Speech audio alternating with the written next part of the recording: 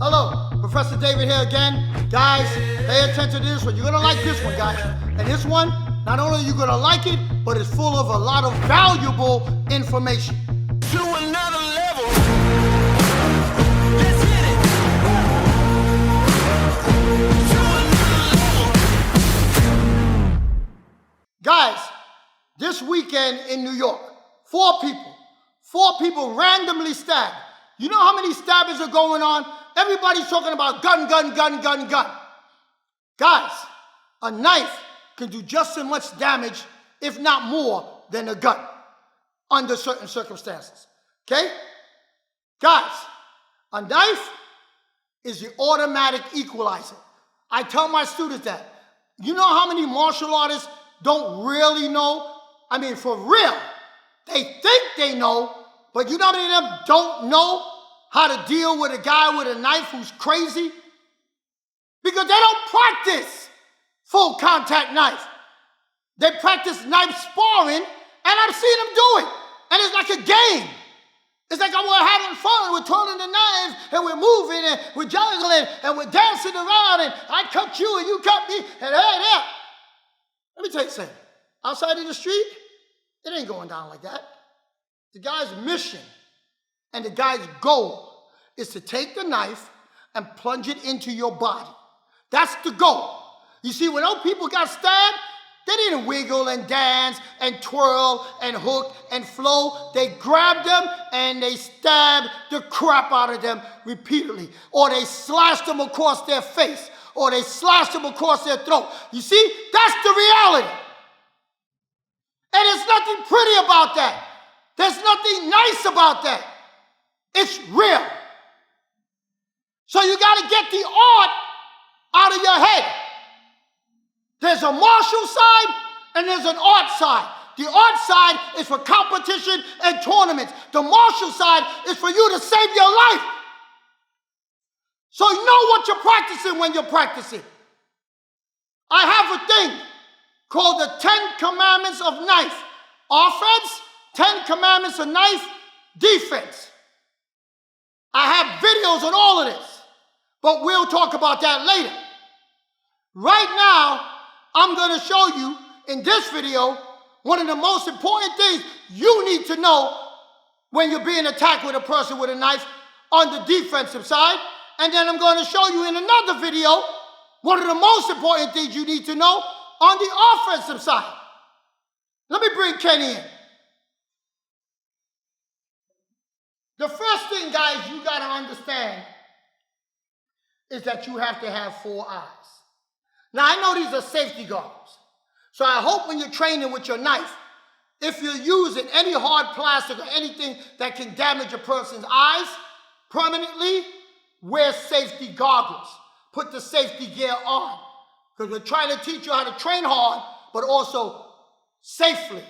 You understand? Live fit, stay safe. Okay? We're trying to train you how to safely. So you wear your safety goggles. But right now, I'm putting this up so you understand. When you're dealing with a man with an edged weapon, you have to have 4 eyes. And you say, David, what the hell are you talking about? 4 eyes. What are you talking about, 4 eyes? What do you mean 4 eyes? What I mean is, and anybody who knows me, this ain't, once again, some new crap I came up with just to throw on YouTube and Facebook. Tested and proven in combat. You got to have eyes in your head and you got to have eyes in your hands. The problem is when most people see a blade, they automatically go into panic mode. Okay? We're using this so you can clearly see the blade. Okay? You can clearly see the foam. And you should practice with it. And if you guys want to know where to get this, go to any place that sells pool equipment for your pool. That floaty stuff that floats in the pool that's 6 feet, 4 feet long, that's what it is. Get it and cut it up so you can train for real and stick each other with it and not have to worry about killing or hurting somebody. Back to the video. When this man is swinging, this is the main thing people do wrong. And I have have caught guys out there who were special forces, Navy SEALs, military guys, cops, FBI, DEA, regular Joes. Everybody get caught with this. I have caught everyone with this. So I know what the hell I'm talking about. When you just start attack, I tell them, I say, I'm going to attack you. And I want you to just show me what kind of defense, how your blocking method is against a knife. And I would just start swinging a knife. And they start blocking.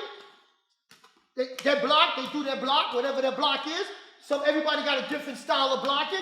And I'm watching them block. You know how many martial artists I did this with?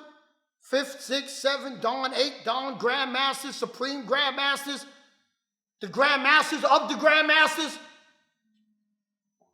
They all got caught. Why? They didn't understand this concept. Watch carefully.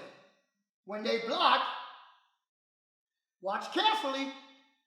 The 2 eyes in my hand and the 2 eyes in my head are looking at the knife. So when he bounced or moved to someplace else, right, they did the same thing. It moved again, just randomly swing. Then their eyes are following the knife. Their eyes are following the knife. You know why they do that? I'll tell you why they do that. Because they see the biggest threat is the knife. So you see the knife and you said, I'm going to let this guy stab me with that knife. So you think in your mind, the knife is what you got to worry about. But pay attention. Kenny, I want to flip this around. Just start blocking. Put all your concentration on the knife. So now I'm doing it to Kenny. Don't block the way we block. Do it, just block. Just block the way people block. And look, Kenny's eyes are on the blade. Because Kenny thinks the knife is the threat. You see, that's what you guys get it wrong. The knife is only to control your focus. I'm using this knife to control Kenny's energy and attention. But guess what? I'm the one you need to be worried about. See, because I'm trained with the knife. The knife has no training. The knife is just a knife. Put it in an untrained man's hand, which most people are, is a guy who's untrained, who's out of control with a knife. You put it in a trained man's hand, now you got a knife in the hand of a trained man. So now, Kenny, if I'm paying attention to the knife, he's gonna blast me. And I keep flowing, and he's gonna blast me. And he's gonna blast me. And he's gonna blast me. And he's gonna blast me. Because all four eyes are on the weapon. You gotta remember, guys, this is not the weapon. He's the weapon. So you say, David, how do you train? How do you guard against that? So when you train, you got to remember, the eyes in your hands go one place, the eyes in your head look for your opportunity. How could you ever find opportunity if you're just worried about blocking? If you're just worried about blocking, you're never thinking about opportunity. You're just thinking about blocking and self-defense. You're never thinking about offense. So when you block this way, I make the target smaller. So now Kenny has to come at me. I'm looking at him. I am looking at him.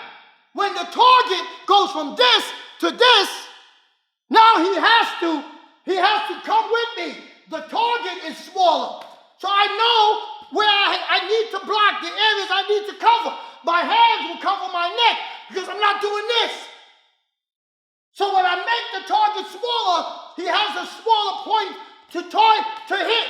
Now, every single time, every time, boom, he's moving, move. I see it. Make the target smaller.